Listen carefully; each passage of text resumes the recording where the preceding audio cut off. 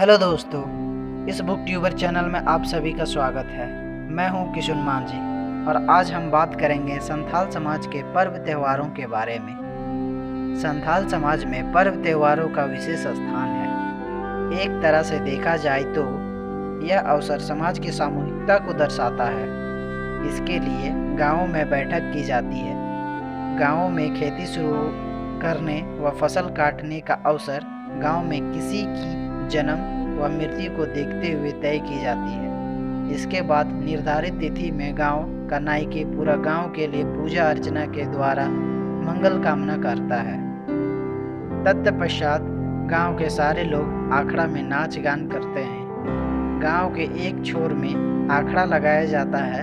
संथालों के सारे पर्व प्राकृतिक और कृषि से संबंधित है।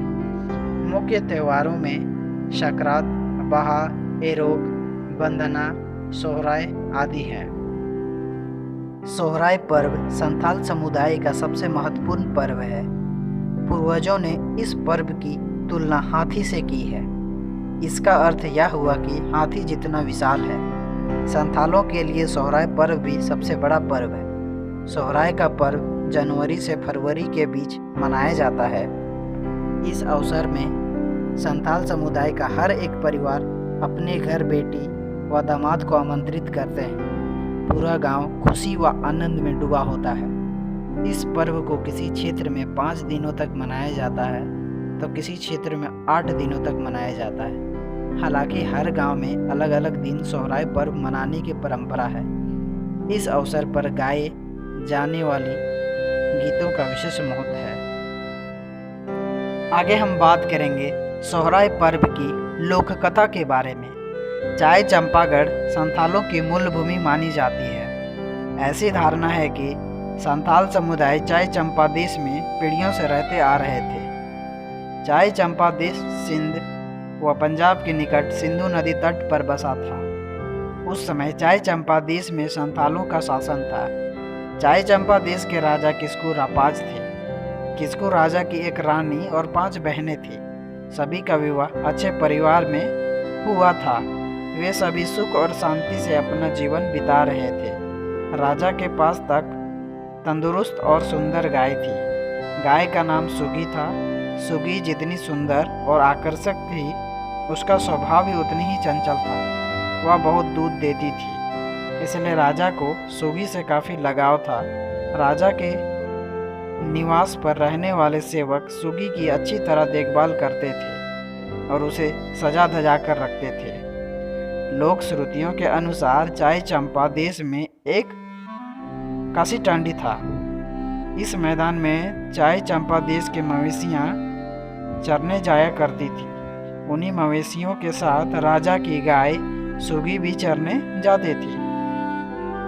वह सभी गायों से काफ़ी बुद्धिमान और चतुर थी। प्रतिदिन की तरह एक दिन चंपागढ़ के सभी गांव व टोलों के गाय बैल घास चरने काशी टंडी पहुंची। हर दिन की तरह सुगी सबसे आगे आगे चल रही थी। काशी टंडी के निकट एक पहाड़ था। उसे लोग यूरनी पहाड़ कहते थे। उस पहाड़ पर एक गुफा थी। उस दिन सुगी को शरारत सूझी और वह उस गुफा के अंदर प्रवेश कर गई। उसके पीछे पीछे सभी गाय बैल गुफा की दूसरी ओर पहुंच गए और चंपागढ़ के सारे पशु वहीं रहने लगे। पशुओं के नहीं लौटने के कारण राज्य के सभी गांव व टोलों में हाहाकार मच गया। सभी परेशान थे। सभी अपने अपने मवेशियों को खोज रहे थे।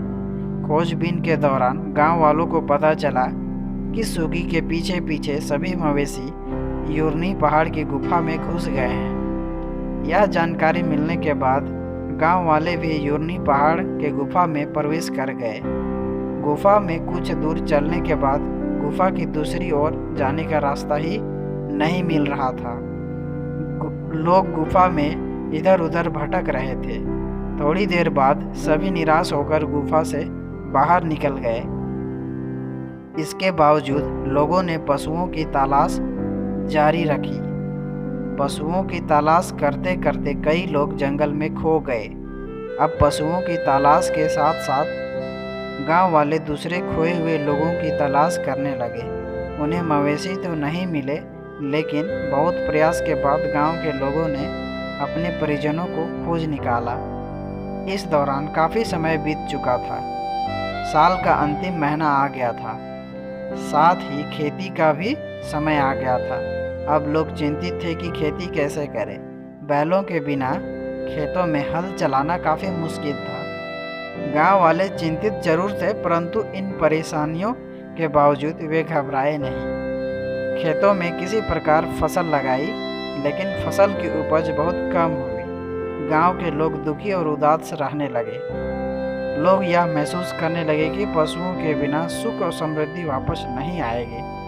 थक हार कर लोग बुजुर्गों के पास पहुँचे और गांव के बुजुर्गों के पास पहुंचकर इस विकट परिस्थिति के खिलाफ लड़ने का उपाय बताने का आग्रह किया। गांव के बुजुर्गों ने कहा, जिन पशुओं के कारण हमारे घरों में सुख समृद्धि आती थी, उन पशुओं का सम्मान तो कभी नहीं किया गया।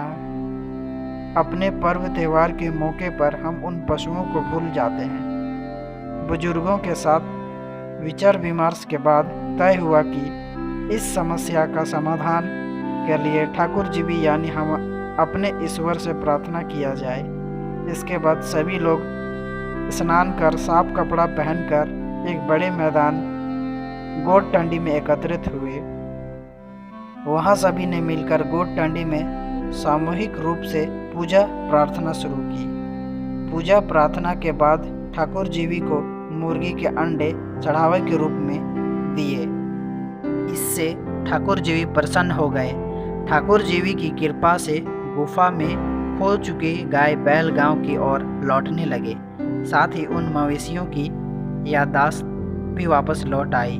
झुंड के झुंड वापस लौटते गाय बैल गोट टंडी में चढ़ावे के अंडे को अपने पैरों से ठोकर मारते हुए अपने अपने घर की ओर जा रहे थे। इस तरह गोट टंडी पूजा के साथ भी सोहराय पर्व का आरंभ होता है। अब हम बात करेंगे सोहराय पर्व की प्रोसेस को, कितने दिनों में और उस दिन को क्या क्या बोलते हैं। तो चलिए हम स्टार्ट करते हैं दाका, जो कि बोंगाक को बोलते हैं। वर्षों बाद यूरनी पहाड़ की गुफा से लौटते गाय और बैलों का गांव वालों ने मेहमान की तरह स्वागत किया। गांव के सभी लोग अपने पशुओं के बड़े के दरवाजे पर उसी तरह से गाय और बैलों के पैर धोए जैसे किसी मेहमान के पांव धोए जाते हैं। आगे चलकर घर में नई गाय या बैल लाने पर यही प्रक्रिया दोहराई जाने लगी। चंपागढ़ में जब सारे पशु लौट आए तो गांव तथा टोलों में खुशियां मनाई जाने लगी। इस खुशी में ठाकुर जीवी की पूजा करने वाले लोगों ने मिलकर भोजन बनाया और खाने से पहले ठाकुर जीवी और पुरखों के लिए अलग अलग भोजन निकाल कर रख दिया। लोगों का यह विश्वास था कि उनके पुरखे ठाकुर जीवी के साथ रहते हैं, इसलिए ठाकुर जीवी और पुरखों को भोजन देने के बाद सारे ग्रामीण ने मिलजुल कर भोजन किया, जिसे दाका या बोंगाक कहा जाता है। यह परंपरा सोहराय के दूसरे दिन मनाई जाती है। यह परंपरा आज भी प्रचलित है। आगे हम जानते हैं खुंटव के दिन के बारे में। ठाकुर जीवी की पूजा अर्चना के बाद पशुओं के वापस आ जाने की खुशी में चंपागढ़ के पुरखों ने तीसरे दिन अपने पशुओं के साथ खुशी मनाने का निर्णय लिया। सोहराय के तीसरे दिन गांव टोलों की गली में अपनी गाय व बैलों को स्नान कराकर सजा धजा कर लाया गया। वहीं इन पशुओं को खूंटे में मजबूती से बांधा गया। पशुओं को लाने से पहले गांव की गलियों को रंग बिरंगे पत्तियों व प्राकृतिक रंगों से सजाया गया। पशुओं को खूंटे से बांधने के बाद मांदर, नगाड़ा व टमक आदि वाद्य यंत्रों को बजाते हुए चंपागढ़ के पुरखों ने जमकर पशुओं के साथ चुहलबाजी किया। चुहलबाजी से भड़के पशुओं को चंपागढ़ के युवकों ने लोरिया तथा पाइका नृत्य करते हुए संभाला। इस दिन चंपागढ़ के लोगों ने अपने पशुओं के साथ जमकर नाचा व खुशियां मनाई। इस तरह सोहराय पर्व के तीसरे दिन खुंटव की परंपरा शुरू हुई। खुंटव के अवसर पर चंपागढ़ के लोगों ने चंपागढ़ कुल्ही पर चीर चौड़ाल लगाया था। चीर चौड़ा लगाने के लिए कुल्ही के बीच में लोगों ने लंबा सा बांस गाड़ा था। उस बांस के ऊपरी हिस्से पर चीर और चौड़ल लगाया था जो दूर से ही दिख रहा था। यह चीर चौड़ल गांव के मांझी और पुरानिक को सम्मान देने के लिए लगाया गया था।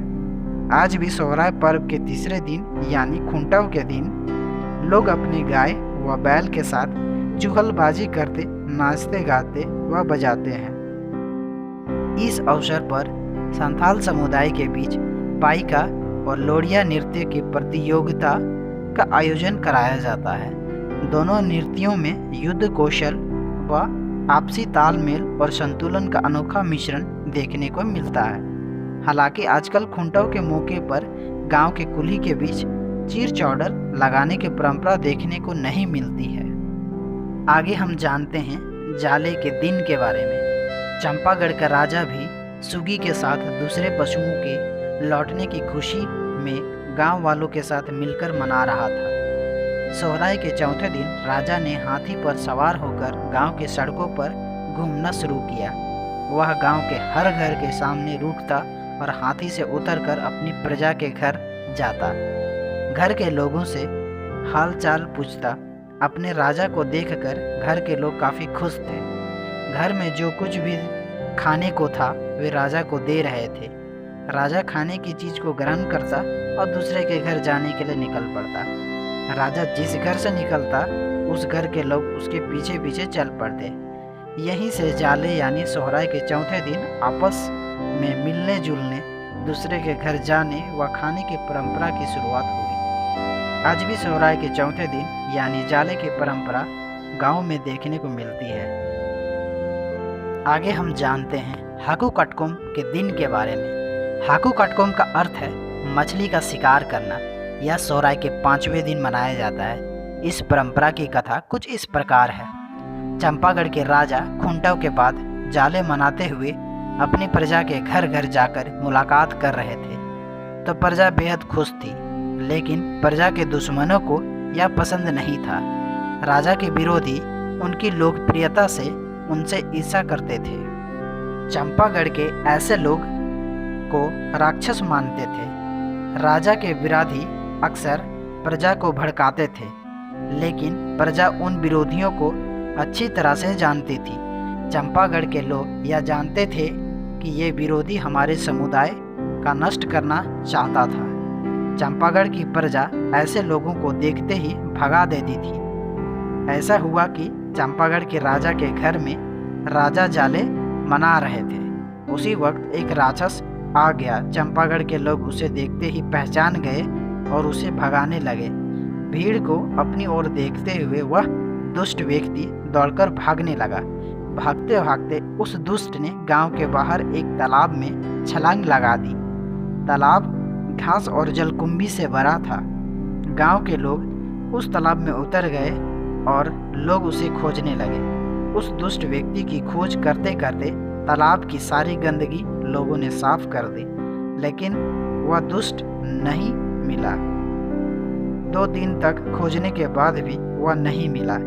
इस बीच तालाब में उतरी भीड़ ने तालाब की मछलियों समेत तालाब में रहने वाले घोंघा, कछुआ और केकड़ा जैसे सभी जल प्राणियों को पकड़ लिया।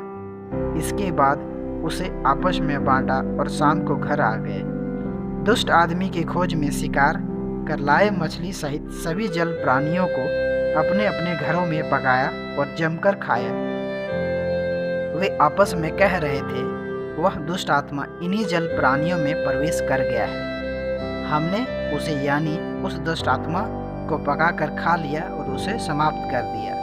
उसी दिन से मछली का शिकार करना दुष्ट पर विजय प्राप्त करने का प्रतीक समझा जाने लगा। इस दिन से सोहराय के 5वें दिन हाकू काटकोम यानी मछली का शिकार करना एक परंपरा बन गई। आज भी यह परंपरा सोहराय के अवसर पर 5वें दिन देखने को मिलता है। आज के लिए इतना ही, फिर मिलते हैं नई टॉपिक के साथ।